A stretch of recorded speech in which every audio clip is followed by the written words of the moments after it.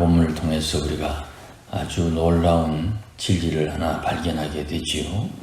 25절의 결론 부분, 내 마음으로는 하나님의 법을, 내 육신으로는 죄의 법을 섬긴다.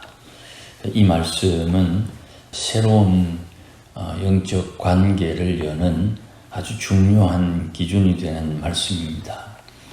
사람이 예수를 믿고 구원을 받았다. 그러면 보통 사람들이 생각하는 것처럼 구원받았으니까 하나님의 말씀대로 살아야지. 말씀대로 살아야지요. 그런데 말씀대로 살기가 쉽지 않지요. 이거는 변명을 위한 이야기가 아니고 현실을 이야기하는 것입니다.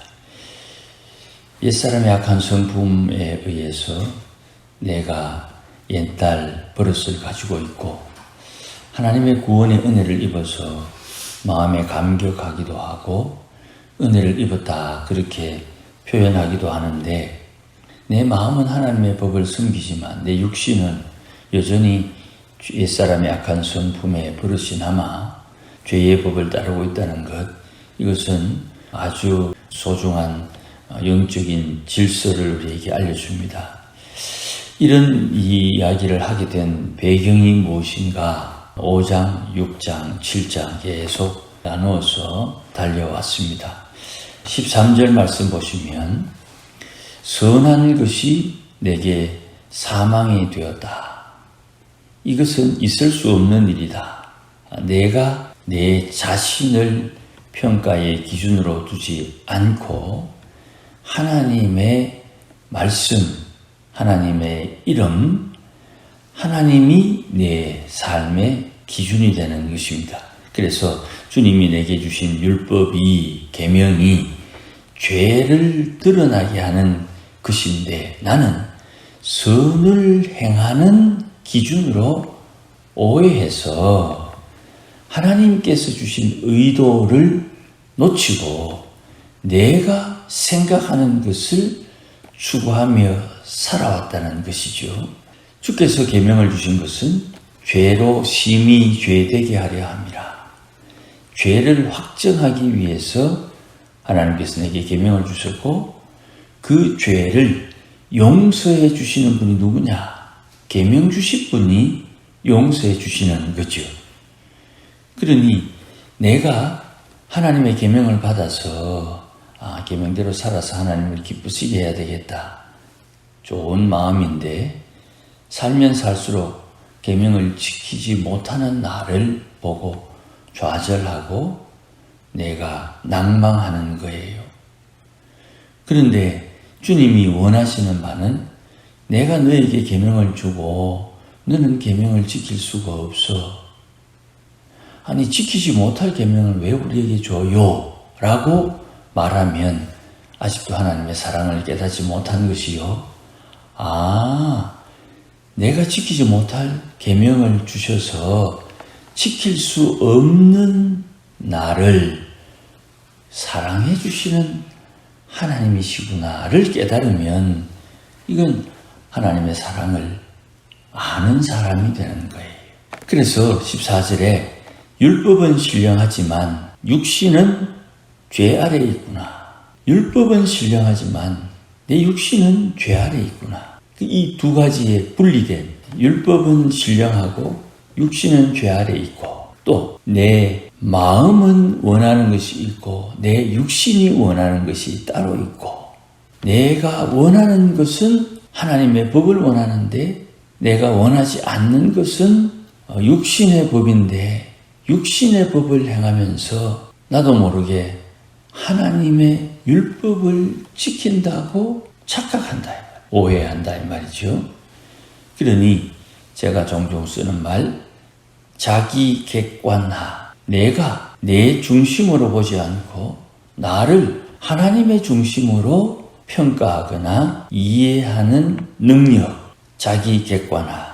내가 어떤 일을 했는데 나는 잘한다고 잘했지만 하나님의 율법에 어긋날 때 그럴 수밖에 없어서 나는 그것이 최선이야 라고 말할 때는 자기 객관화가 약한 거예요. 내가 원하지만 행하지 못한 그 연약함을 발견하면서 하나님, 내가 주의 말씀대로 살 수 없음을 한 번 더 고백합니다. 주님 안 도와주시면 나는 언제든지 이 지경이 됩니다. 주님께서 나의 엉망진창된 이 상황에서도 하나님의 뜻을 이루는 구원의 능력이 나타날 줄 믿습니다 하는 고백이 나오게 된다 이 말입니다. 앞에 것과 뒤에 것이 전혀 다르지요. 이거를 이제 16절에 이렇게 말하는 거예요. 내 마음은 하나님의 법을, 내 육신은 죄의 법을 섬기는데 내가 원치 아니하는 것을 행할 때, 하나님의 마음은 하나님의 법을 섬기지요. 그런데 하나님의 법을 행하지 않을 때, 내가 원치 아니하는 것을 행할 때 나는 죄의 법을 섬기고 있구나. 다른 말로 율법이 선한 것을 인정하는구나. 이상한 논리 같습니다. 내가 원하는 것을 행하지 않았을 때 나는 율법이 선하다고 인정하는구나. 왜? 내가 원하는 하나님의 법을 행하지 않고 내가 원하지 않는 죄의 법을 행하는 것을 볼 때 내 육신에 선한 것이 없다는 증거다. 18절입니다. 원함은 내게 있으나 선을 행할 수 있는 능력은 내게 없어요. 이게 사람들이 육신을 입고 있는 현실입니다. 나는 선이 뭔지를 알지만 선을 행할 수 있는 능력이 없다. 이걸 인정해야 되는 거예요. 누구든지 이걸 인정해야 되는 거예요. 많이 배웠다고 적게 배웠다고 다르지 않습니다. 육체에 근육이 많고 적고 상관없습니다. 돈이 많고 적고 상관없이 내 마음은 원하지만 내 육신은 원하는 것을 행할 능력이 없다. 이걸 인정을 빨리 해야 돼요. 그래야 신앙이 자랍니다. 그래야 믿음이 자라는 거예요. 19절에 내가 원하는 바 선은 행하지 아니하고 도리어 원하지 않는 바 악을 행하는도다. 그래서 회개가 자연스러워지는 거예요. 간혹 이렇게 질문하는 분이 있어요. 어차피 못하는데, 어차피 악을 행할 건데, 이렇게 말하는 분인데 그분도 역시 하나님의 사랑을 전혀 이해하지 못해요. 예수님께서 십자가에 피 흘리셨다 하는 말은 죽었다는 것에 끝나는 것이 아니라 죽었다가 다시 부활한다. 부활. 그러니까 내 마음이 원하는 것이 있으나 내 육신이 내 마음을 원하는 것을 하지 않고 내 마음이 원하지 않는 것을 행하는데 그것이 7장 5절에 우리가 육신에 있을 때에 율법으로 말미암는 죄의 정욕이 우리 지체 중에 역사해가지고 우리가 사망을 위하여 열매를 맺었다 그랬거든요. 육신에 있을 때에 사망을 위한 열매를 맺는 그 현상을 내 삶의 목적으로 두지 않는다 이 말. 나는 영의 새로운 것으로 숨기는 사람이기 때문에 내 육신이 선한 것을 행할 수 있는 능력이 없기 때문에 주님을 의지하고 주의 말씀에 순종함을 배워서 선을 행할 수 있는 능력을 만들어야 된다. 이 능력을 만들기 위해서 대가를 지불하는 거예요. 이 능력을 만들기 위해서 하나님 앞에 순종하는데 역시 마음은 원하는데 원치 않는 불순종을 마음이 원치 않는 육신의 법에 따른 죄를 행하겠지요.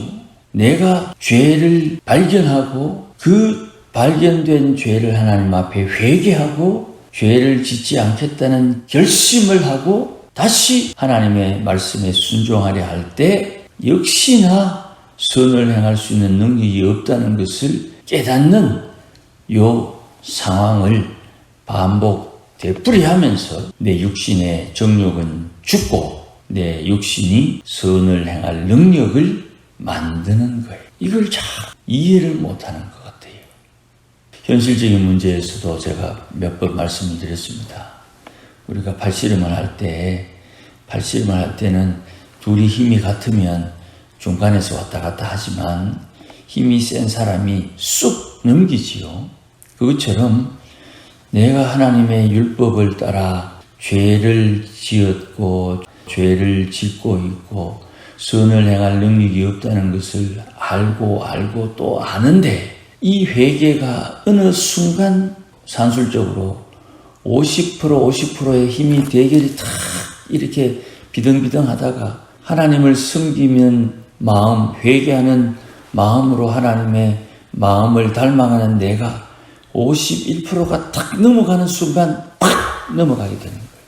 그 순간까지 죄가 우리를 포기하지 않고 마귀가 우리를 포기하지 않고 우리를 괴롭히고 우리로 좌절하게 하고 우리로 신앙 없는 것에 한탄하게 하고 어떻게 우리를 괴롭히지만 회개와 회개를 반복하고 되풀이하는 것을 통해 내가 육신의 선을 행할 능력을 51%를 만드는 언젠가 그때 죄를 이기고 죄를 다스리고 이 땅에서 비록 죄가 있는 모양이 있으나 죄와 상관없는 삶을 사는 하늘의 신령함을 따라 살게 된다 이 말입니다. 이게 이해가 참 어려운 것 같아요. 20절 내가 원하지 아니하는 그것을 하면 이를 행하는 자는 내가 아니요 내 속에 거하는 죄니라. 그러니 내가 원하는 것이 아니고 내가 행한 것이 아니고 내 속에 있는 죄가 행했으니 나는 회개해야지. 내가 원치 않는 것을 했으니 나는 회개해야지. 사람이 흥분하게 되고 감정에 휘둘리게 되면 욕도 하고 입도 거칠어지고 주먹도 치고 그렇게 되지요. 인격이 있고 없고의 문제가 아니에요. 누구나 다 그렇게 사는 거예요. 그런데 예수 믿기 때문에 그렇게 안 사는 거예요. 그게 능력이죠. 내가 감당할 수 있는 범위에서는 그렇게 안 사는데 내가 감당하는 한계를 넘어가면 옛날 그 버릇이 나오는 거예요. 욕하고 험담하고 뒤에서 작당하고 내가 감당할 수 없는 범위를 넘어서게 되면 옛사람의 악한 행실을 하게 되어 있다 이 말이죠. 21절 그러니까 내가 한 법을 깨달았다. 선을 행하기 원하는 나에게 악이 함께 있는 것이다. 이걸 인정해야 되는 거예요. 예수 믿으니까 예수 십자가의 보혈로 내 악을 다 용서해 주셨다. 내 행위는 용서했지요. 지나간 때가 족하다 그랬죠.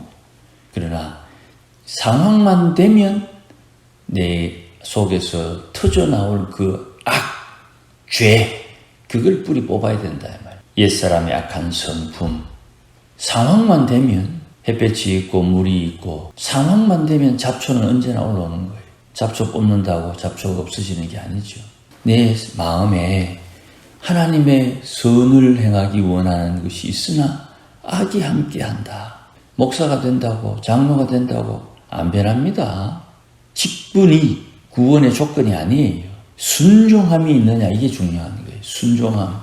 주께서 강제로 내게 메우신 멍에를 메고 내가 주의 말씀에 계명에 온유한 자가 되고 겸손한 자가 되는 것 그것이 중요하다 이 말입니다. 선과 악이 내 안에 같이 있죠. 그래서 내 속사람으로는 하나님의 법을 즐거워합니다. 다시 살아난 중생된 내 영은 하나님의 법을 즐거워합니다.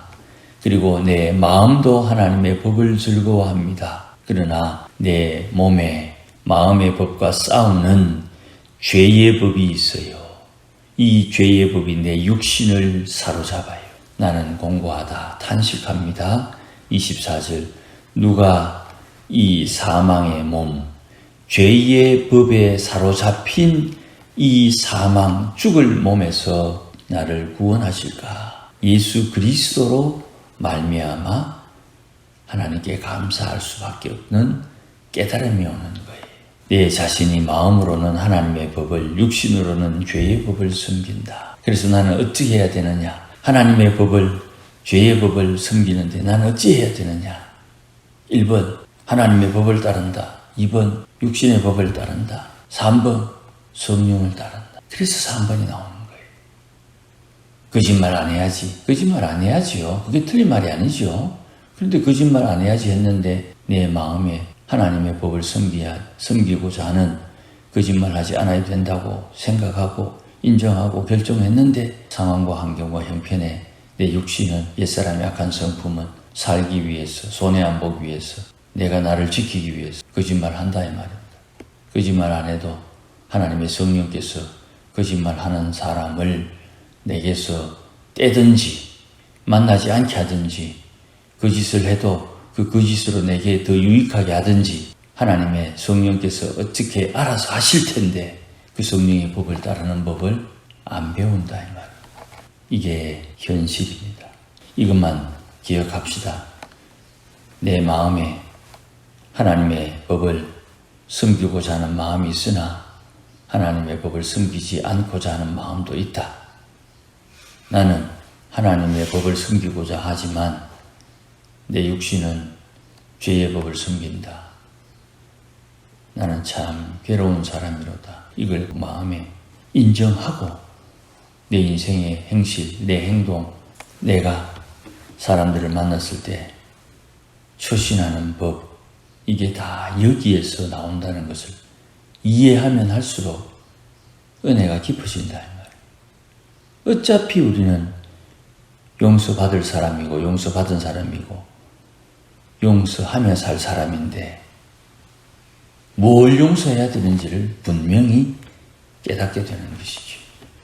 이것이 중요합니다. 아무쪼록 하나님의 크신 은혜가 우리 가운데 풍성히 임해서 하나님 기뻐하는 삶을 살기에 부족함이 없기를 주의 이름으로 축복합니다. 기도하십시다. 하나님 아버지 고맙습니다. 은혜를 주시니 감사합니다. 내 마음이 원하는 법과 내 육신이 원하는 법이 따로 있고 이 두 가지가 내 안에 함께 있음을 깨닫게 하소서. 하나님을 기쁘시게 하는 내 마음과 전혀 다른 행실이 나올 때 그런 이유가 있구나 하는 것을 깨닫게 하시고 그럼에도 불구하고 사랑해 주시고 구원해 주시는 하나님의 크신 은혜와 사랑에 감사하는 하나님의 권속들 되게 하옵소서. 예수님 이름으로 기도합니다. 아멘.